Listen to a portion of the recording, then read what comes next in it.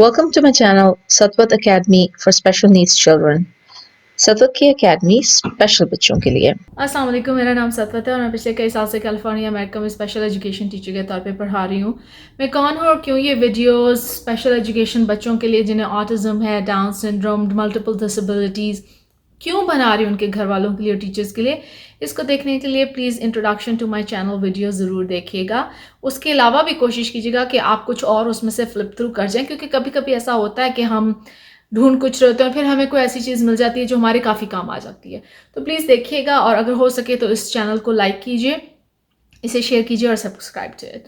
सो आज जिस वीडियो के बारे में मैं बात करने लगी हूँ, जो मैं आपको सिखाने लगी हूँ, वो विजुअल्स के ही से कंटिन्यूड है। विजुअल्स लास्ट मैंने वीडियो की थी और आज जो मैं बताने लगी हूँ वो विजुअल से इस तरह से ताल्लुक़ रखता है कि हमने बात किया था कि किस किस्म के विजुअल्स होते हैं और बच्चे की असेसमेंट और बच्चा कौन से विजुअल्स को अंडरस्टैंड कर सकता है। तो जो आज मैं बताने जा रही हूँ उसको इससे इस तरह से कंटिन्यूएशन है कि जनाब बच्चा समझ तो सकता है विजुअल्स, अब उन विजुअल्स को हम किस तरह से इस्तेमाल कर सकते हैं, किस तरह के विजुअल्स होते हैं, कितनी चॉइसेस हमारे पास होती हैं, और फिर placement of visuals around the house या अराउंड द एनवायरनमेंट कि कहाँ पे बेस्ट होता है। कभी कभी हम ये सोचते नहीं है, कभी कभी ऐसे लगता है कि बिल्कुल जी हमें ये बातें पता है, लेकिन अक्सर ऐसे होता है कि मैं कोई ट्रेनिंग करती हूँ फिर मुझे अंदर अचानक रियलाइज होता है कि ये बात तो मैंने सोची नहीं। तो इतने साल बाद भी मैं I am still discovering things about visual schedules, about visuals, about behaviour, कि किस तरह से इन चीज़ों को इस्तेमाल करना है। इसके बाद मैं बिहेवियर के ऊपर सीरीज बना रही हूँ और ये बहुत ज़्यादा ज़रूरी है इन चीज़ों को समझें, क्योंकि जब मैं आपसे कहा करूँगी कि जी विजुअल्स यूँ और विजुअल स्केजुअल्स यूँ और प्रॉम्प्टिंग यूँ, तो ये चीज़ें समझनी पड़ेंगी। वरना होता ये कि अक्सर लोग ये कह देते हैं कि जी मैं तो विजुअल्स यूज़ कर रहा था, मुझे समझ नहीं आया, क्यों बच्चा नहीं सीख रहा, उसे समझ ही नहीं आता, या उसको चलो ईजियर कर दो उसके लिए। होता ये नहीं है, होता ये कि बच्चे को आपने या तो सही तरह इम्प्लीमेंट नहीं किया होता, या सही तरह असेस नहीं होता, या उसको क्या ये बात समझ भी आ रही है कि हम क्या चीज़ विजुअल्स में सिखा रहे हैं उसे, क्या किसी ने उसको वो विजुअल सिखाने की भी कोशिश की है। तो चलिए इसके ऊपर हम थोड़ी सी वीडियो देख लेते हैं। इन वीडियोस में अब आगे जो मैं दिखाने लगी हूँ वो एक ये होगा कि किस तरह के विजुअल्स हैं और कहाँ पे लगाए जा सकते हैं, और एग्जाम्पल के साथ होगी। मैंने बहुत देखा है कि बहुत सिवियर बच्चे भी होते हैं जिनके जो बैठ नहीं सकते, तो बजाय इसके कि आप वो एनर्जी स्पेंड करें उनको बिठाने में, हर दफ़ा उन्हें बिठाने में उनको एनर्जी आप लगाएं, अब वही एनर्जी उनके ये देखिए कि वो किस तरह से उन विजुअल्स का कहाँ पे लगेंगे कि वो बेस्ट फ़ायदा उठा सकते हैं। अगर वो ट्रांजिशन में है तो वो किस तरह से इस्तेमाल करेंगे। दूसरी एक चीज़ जो मैं उसमें शायद बताऊँ या ना बताऊँ, यहाँ पर कह देती हूँ कि प्लीज़ ये ज़रूर नोट कीजिए कि बच्चा जो है वो लेफ़्ट टू राइट ट्रैक कर सकता है। अगर आपने कहीं विजुअल्स लगा दिया, लेट्स से यहाँ पीछे ये लगे, तो वो क्या बच्चा लेफ्ट टू राइट ट्रैक कर सकता है या ऊपर से नीचे ट्रैक करता है? क्या उसके लिए सबसे इजी है, उस बच्चे के लिए, अपने लिए क्या चीज़ ज़्यादा आसान है? तो ये कुछ चीज़ें हैं जो आप दिमाग में रखिए जब ये चीज़ें आप बना रहे हो, विजुअल्स कर रहे हो। तो अब इस पे आगे देख लेते हैं वीडियो। चलिए यहाँ शुरू करते हैं टाइप्स ऑफ विजुअल से, यानी वो कौन सी बसरी चीजें हैं, आंखों से देखी हुई चीजें जिन्हें हम इस्तेमाल कर सकते हैं स्पेशल नीड्स बच्चों के लिए या कोई भी बच्चों के लिए जिनके बिहेवियर्स का मसाइल हो रहे हो, या उनके लिए लैंग्वेज को आसान करना, और जिन बच्चों को लैंग्वेज के चैलेंजेस होते हैं बोलने के और समझने के।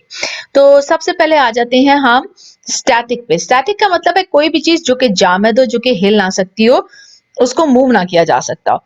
तो उसमें आ जाती हैं तस्वीरें, तस्वीर जो फोटोग्राफ्स यानी असल चीजों की तस्वीर। आइकॉन्स यानी कि जैसे ये आइकॉन है, ये किताब जो है इस वक्त, ठीक है ना।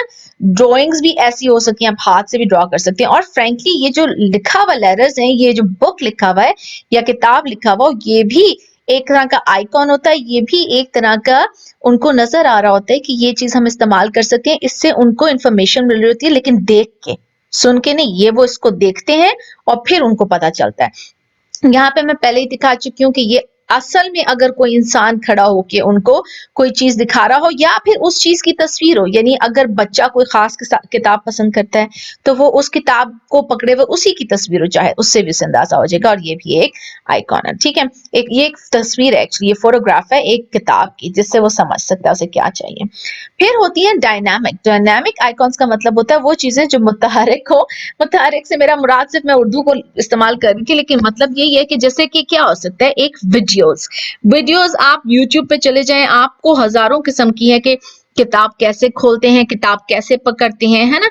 अगर जैसे मैंने पहले एग्जांपल्स दी है स्विमिंग की, कि भाई स्विमिंग कैसे करते हैं, कोई जरूरी नहीं आप करके ही दिखा रहे हो, वीडियो भी दिखा सकते हैं। आगे मैं बात करूंगी अगर किसी बच्चे को वॉक पे लेके जाना है तो आप उसकी भी उसको वीडियो दिखा सकते हैं कि वो कहाँ कहाँ से गुजरेगा, कहाँ कहाँ से जाएगा। ठीक है। फिर सिंगल, सिंगल का मतलब है सिर्फ एक, यानी मैं एक तस्वीर या एक आइकॉन लेके भी उसको इस्तेमाल कर सकती हूँ, कहीं पे सिर्फ एक आइकॉन लगा हुआ हो। और सीक्वेंशियल या सीक्वेंसेस में, यानी कि ग्रिड सिस्टम पे, ये ग्रिड से मुराद होता है कि सीधे सीधे लाइनों में जा रहा हो या ऊपर से नीचे लाइनों में आ रही हो तस्वीरें, तस्वीर। और यहाँ मैंने एग्जाम्पल दी हुई है, ये मेरी क्लास की एग्जाम्पल है जहाँ पे एक उनके पास स्केड्यूल बना हुआ है, पहले ये होगा फिर ये होगा फिर ये होगा। ठीक है।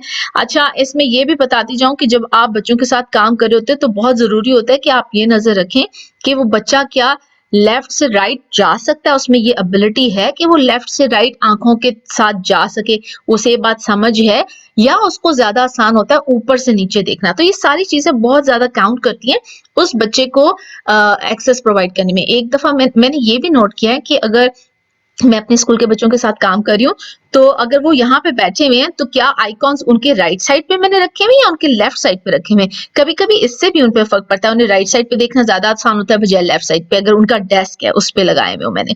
तो ये हो गया टाइप्स ऑफ विजुअल्स। अगली पे चलते हैं। अब आ गया प्लेसमेंट ऑफ विजुअल्स, यानी विजुअल्स को कहाँ लगाएं। ये बहुत बहुत जरूरी चीज है समझना, क्योंकि ये देखिए, ये अब आप देख रहे होंगे कि एक विजुअल स्केड्यूल की एग्जांपल है जिसमें बच्चे के इसको मैं एक डेस्क पे लगा सकती हूँ। बच्चा बैठा काम कर रहा हो, यहाँ पे मेरी क्लास में अक्सर बच्चों के एक साल पे मैंने उनके काफी ज्यादा बिहेवियर्स खराब थे, उन्हें भूल जाता था कि वो किस चीज के लिए काम कर रहे हैं, तो मैंने उनके डेस्क पे ये आइकॉन्स लगाए हुए थे, ये वाला तो नहीं, इसी किस्म के लगाए हुए थे जिसपे उनके पास चॉइसेस थी कि वो किस किस चीज के लिए काम करें। तो अगर आप देखें तो इसको कि जितनी दफा वो पेंसिल और पेपर से काम करेंगे, जब जब मैं उन्हें पूछूंगी तो उसके जवाब में उनको टॉयज मिलेंगे। ये मैं सिंपल विजुअल रिमाइंडर के तौर पे यहाँ पे लगा सकती हूँ।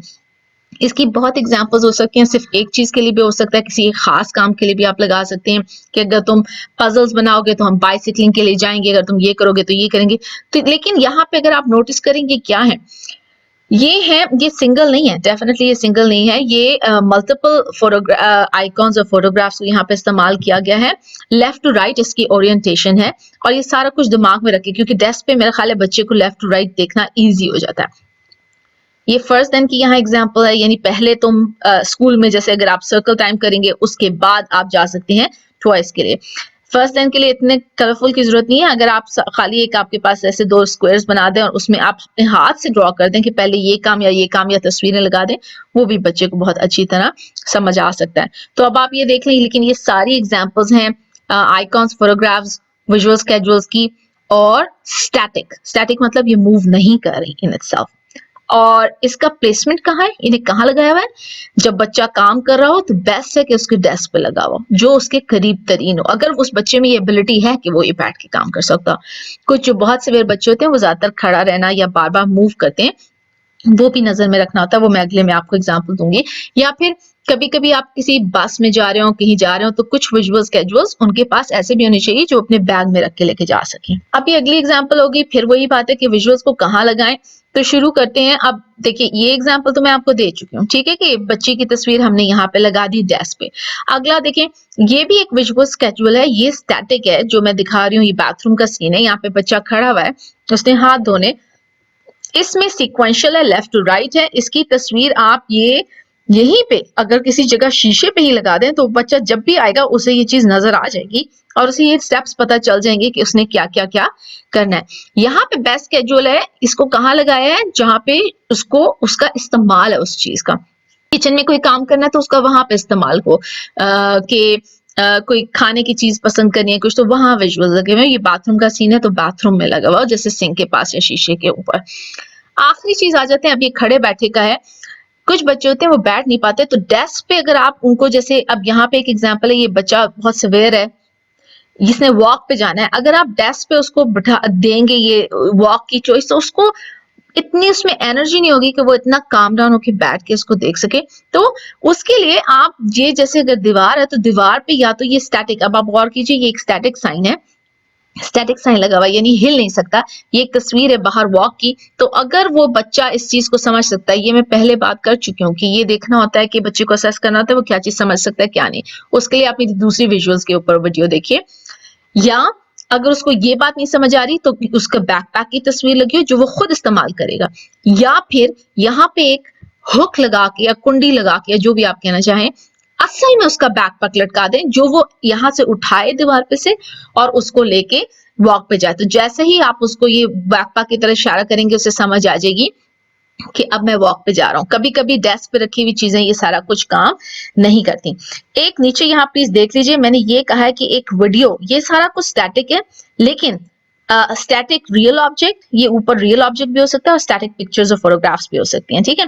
यहाँ पे देखिए एक वीडियो भी दिखाई जा सकती है, मैंने लिखा है एज अ प्रॉम्प्ट, यानी आप आईपैड पे या किसी चीज में उसे बाहर की एक वीडियो दिखाएं कि जैसे आपने खुद बनाई हो, आप उसके घर से बाहर निकल रहे हैं, चलते चलते सड़क पे गए और ये वो इतनी सी 5 सेकंड की वीडियो भी हो सकती है, 10 सेकंड की भी हो सकती है, या आप वीडियो दिखा रहे हो और फिर आखिर में आपने उसको कट आउट किया हुआ है, किसी भी ग्रोसरी स्टोर पे वो चला गया है, तो ये वीडियोस भी आप दिखा सकते हैं।